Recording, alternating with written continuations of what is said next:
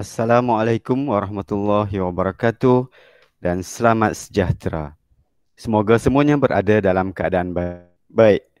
Pelajar-pelajar yang dikasihi sekalian, salah satu aspek yang penting apabila kita menulis karangan yang jarang diambil berat oleh ramai pelajar, iaitu kriteria pemarkahan. Jadi, pada hari ini, saya, Cikgu Muhammad Rizwan bin Abbas dari SMJK Notre Dame Convent akan berkongsi maklumat yang boleh diguna pakai oleh semua pelajar, iaitu Bahasa Melayu Kertas 1, karangan bahagian A, dan saya akan memberi perhatian kepada aspek kriteria pemarkahan.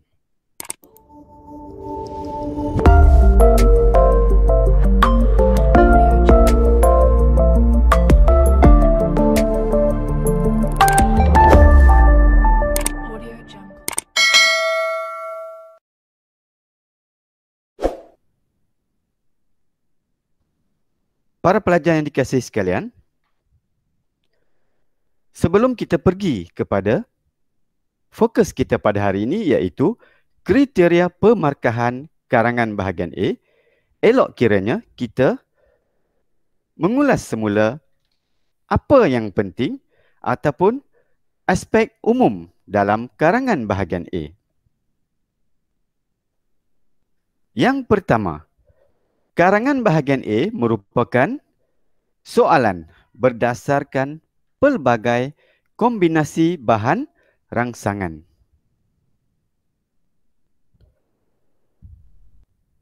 Seterusnya, dalam karangan bahagian A ini, masa yang dicadangkan hanya 30 minit sahaja. Manakala markah yang diperuntukkan pula iaitu 30 markah. Seterusnya, panjang karangan 150 hingga 200 patah perkataan. Para pelajar yang cikgu kasihi, seterusnya, cikgu ingin memberikan perhatian kepada fokus kita pada hari ini, iaitu kriteria pemarkahan karangan bahagian A. Sebelum itu, mari kita melihat ataupun meneliti aspek-aspek yang dinilai dalam karangan bahagian A yang menjurus kepada kriteria pemarkahan yang perlu diambil berat oleh semua pelajar.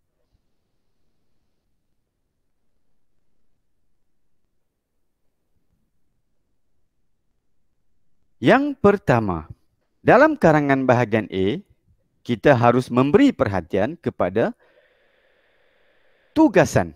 Maksud tugasan di sini ialah bagaimana pelajar menjawab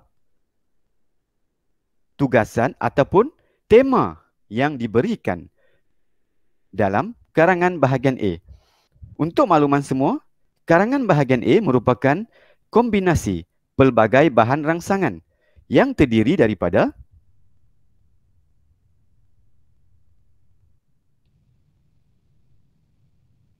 grafik, petikan dan sebagainya.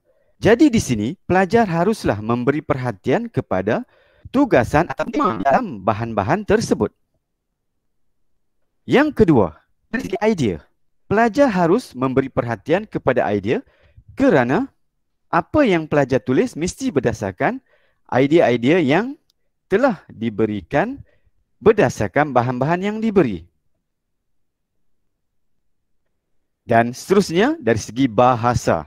Aspek penulisan karangan semestinya memerlukan penggunaan bahasa yang baik dari segi keindahan bahasanya, dari segi ayatnya yang gramatis dan sebagainya.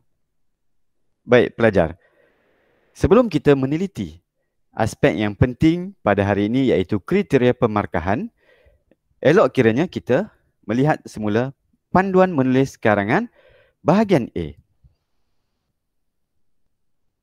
Yang pertama, pelajar perlu menggunakan semua bahan yang diberikan. Untuk makluman semua, Sumber bahan yang diberikan lebih kepada kombinasi pelbagai bahan yang diberi. Yang kedua, pelajar tidak digalakkan menulis lebih daripada 200 perkataan. Hal ini demikian kerana untuk karangan bahagian A, pelajar harus meneliti dan memahami kehendak tugasan. Kerana kehendak tugasan telah menjelaskan bahawa pelajar hanya perlu menulis karangan patah perkataannya 150 hingga 200 patah perkataan. Yang ketiga, pelajar perlu memahami tugasan soalan yang diberi. Seterusnya, pelajar harus mengenal pasti tema yang diberi. Kerana dalam karangan bahagian A, lebih fokus kepada tema yang diberi dan pelajar mencari maklumat berdasarkan pelbagai bahan yang diberi. Baik, pelajar yang saya kasih sekalian. Di sini kita akan meneliti fokus kita iaitu kriteria pemarkahan. Kerana aspek ini jarang diambil berat oleh pelajar apabila menulis sesebuah karangan. Jadi, fokus saya seterusnya adalah kriteria penentuan prestasi karangan bahagian A. Untuk makluman semua, kriteria ini terbahagi kepada 3 prestasi. Yang pertama, prestasi tinggi. Dalam prestasi tinggi, dari segi tugasannya, semestinya karangan calon, karangan pelajar haruslah menepati tema bahan yang diberi. Seterusnya, dari segi idea pelajar haruslah relevan, jelas dan matang. Manakala dari segi bahasa, semestinya bahasa pelajar dalam penulisan karangan bahagian A haruslah amat menarik dari segi keindahan dan ayatnya yang gramatis. Seterusnya, bagi prestasi sederhana, tugasan pelajar masih menempati tema. Idea ataupun huraian yang diberikan masih relevan dan huraian masih jelas.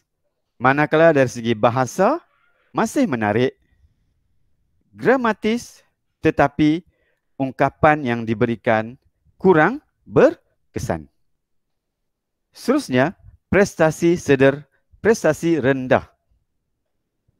Dari segi tugasannya kurang ataupun tidak menepati tema. Dari segi idea yang bercampur anduk dan huraian tidak jelas. Manakala dari segi bahasa tidak menarik, lemah dan ungkapan langsung tidak berkesan. Jadi di sini pelajar harus mengambil berat aspek kriteria penentuan prestasi bagi memastikan pelajar dapat menentukan tahap penulisan pelajar. Boleh saya katakan di sini bahawa untuk prestasi tinggi merupakan bahagian cemerlang, untuk prestasi sederhana peringkat memuaskan dan prestasi rendah sama ada kurang memuaskan ataupun pencapaian minimum. Jadi untuk kriteria penentuan prestasi ini harus diambil berat oleh semua pelajar sebelum menulis sesebuah karangan.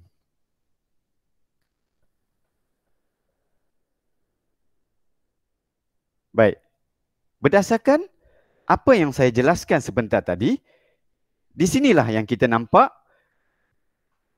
pemeringkatan pemarkahan yang akan diperolehi oleh pelajar berdasarkan kriteria penentuan prestasi sebentar tadi.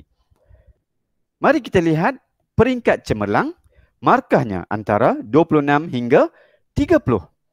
kriteria dia menepati tema bahan rangsangan, bahasa gramatis dari segi kata dan ayat, penggunaan tanda baca betul dan tepat, penggunaan kosakata luas dan tepat. Di sini kita boleh lihat penggunaan kosakata yang berdarjat tinggi. Begitu juga dengan penggunaan penanda wacana yang berdarjat tinggi. Dan seterusnya dari segi idea, relevan, huraian jelas dan matang. Jadi di sini kita nampak tahap pemeringkatan prestasi tinggi, iaitu markahnya 26 hingga 30.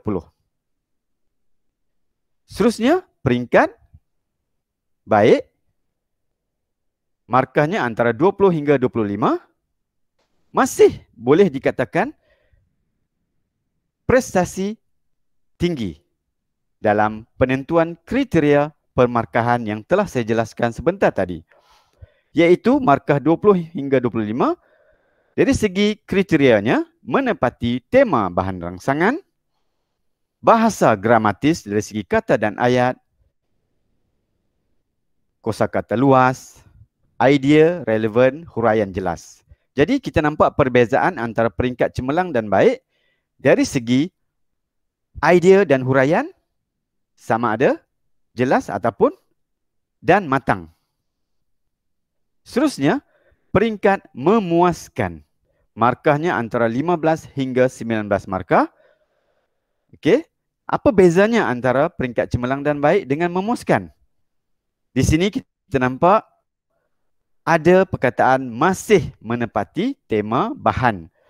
Boleh dikatakan apabila peringkat memuaskan, karangan pelajar agak umum dari segi huraiannya, dari segi bahasanya, dari segi penggunaan kosakata juga. Jadi kita lihat di situ penggunaan kosakata umum, idea masih relevan, huraian masih jelas. Seterusnya kita tengok peringkat kurang memuaskan. Jadi di sini markahnya antara 10 hingga 14 dan kita kata bahawa peringkat ini karangan pelajar merupakan peringkat kurang ataupun masih. Dari segi kriterianya sama ada kurang menepati tema, bahasanya juga kurang gramatis, huraian juga kurang jelas ataupun kurang relevan. Dan peringkat ataupun pemeringkatan tahap markah yang terakhir iaitu pencapaian minimum, iaitu markahnya 9 hingga 1. Jadi untuk peringkat yang terakhir ini kita dapat lihat karangan pelajar sangat tidak menguasai. Pelajar tidak menguasai dari segi penguasaan kemahiran menulis. Jadi di sini semua pelajar harus mengambil berat aspek kriteria pemarkahan.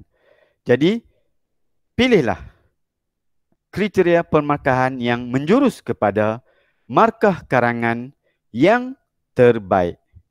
Jadi nasihat saya, teruskan berusaha untuk mencapai tahap pemeringkatan karangan yang tertinggi supaya dapat membantu pelajar untuk mendapat grade yang baik dalam bahasa Melayu kertas 1. Jadi itu sahaja daripada saya. Semoga kita berjumpa lagi di lain hari. Sekian. Assalamualaikum warahmatullahi wabarakatuh. Terima kasih.